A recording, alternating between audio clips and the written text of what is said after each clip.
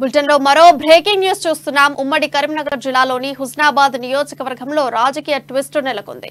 ఈ ప్రాంతం నుండి గతంలో కాంగ్రెస్ పార్టీ ఎమ్మెల్యేగా గెలిచిన అలిగిరెడ్డి ప్రవీణ్ రెడ్డి ఇప్పటికే నియోజకవర్గంలో ప్రచారం నిర్వహిస్తున్నారు. అయితే కరీంనగర్ మాజీ ఎంపీ పొన్నం ప్రభాకర్ రేపు గాంధీ భవన్ లో హుస్నాబాద్ నియోజకవర్గం నుండి కాంగ్రెస్ పార్టీ తరపున పోటీ చేయడానికి దరఖాస్తు చేయనున్నట్టు సమాచారం.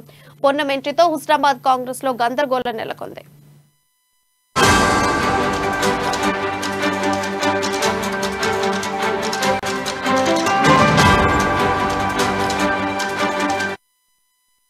ఉమ్మడి కరీంనగర్ జిల్లాలోని హుస్నాబాద్ నియోజకవర్గంలో రాజకీయ ట్విస్ట్ నెలకొంది. ఈ ప్రాంతం నుండి గతంలో కాంగ్రెస్ పార్టీ ఎమ్మెల్యేగా గెలిచిన అలిగిరెడ్డి ప్రవీణ్ రెడ్డి ఇప్పటికే నియోజకవర్గంలో ప్రచారం నిర్వహిస్తున్నారు. అయితే కరీంనగర్ మాజీ ఎంపీ పొన్నం ప్రభాకర్ రేపు గాంధీ భవన్ లో హుస్నాబాద్ నియోజకవర్గం నుండి కాంగ్రెస్ పార్టీ తరఫున పోటీ చేయడానికి దరఖాస్తు చేయనున్నట్టు సమాచారం. పొన్నం ఎంట్రీతో హుస్నాబాద్ కాంగ్రెస్ లో గందరగోళం నెలకొంది.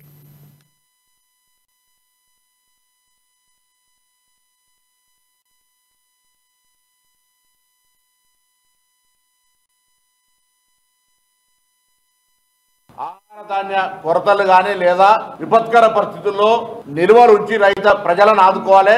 దాంతో పాటుగా రైతులు కూడా పండించిన పంటకు ధర కల్పించాలనేటువంటి ఒక పెద్ద ఉద్దేశంతో ఏర్పాటు చేసిన ఈ ఎఫ్సిఐ సంస్థ 1955 నుంచి 2021 వరకు కేంద్రాల్లో రాష్ట్రాల్లో ఏ ప్రభుత్వాలున్నా ఇటువంటి ఘర్షణ ధోరణితోటి రైతాంగాన్ని ఇబ్బంది పెట్టగలిగేటువంటి వాతావరణం ఎక్కడ రాలే. కేంద్రంలో వేరే పార్టీ అధికారం ఉండొచ్చు, రాష్ట్రంలో వేరే పార్టీ అధికారం ఉండదు. కానీ మొట్టమొదటిసారి రెండు ప్రభుత్వాలు కొట్లాడుకొని ఈ రాష్ట్ర రైతాంగాన్ని పూర్తిగా ఇబ్బందుల పాలు చేస్తా ఉన్నారు. ఇలా కేంద్రంలో అధికారంలో ఉన్న భారతీయ జనతా పార్టీ రాష్ట్ర అధ్యక్షుడికి స్థానిక పార్లమెంట్ సభ్యుడు నేను సూటిగా వారు అడుగుతా ఉన్నా. వారి తరఫున మంత్రి కిషన్ రెడ్డి గారు కూడా నిన్న ఒక ప్రకటన చేసినారు. ముఖ్యమంత్రి గారు మేము కొనమంటే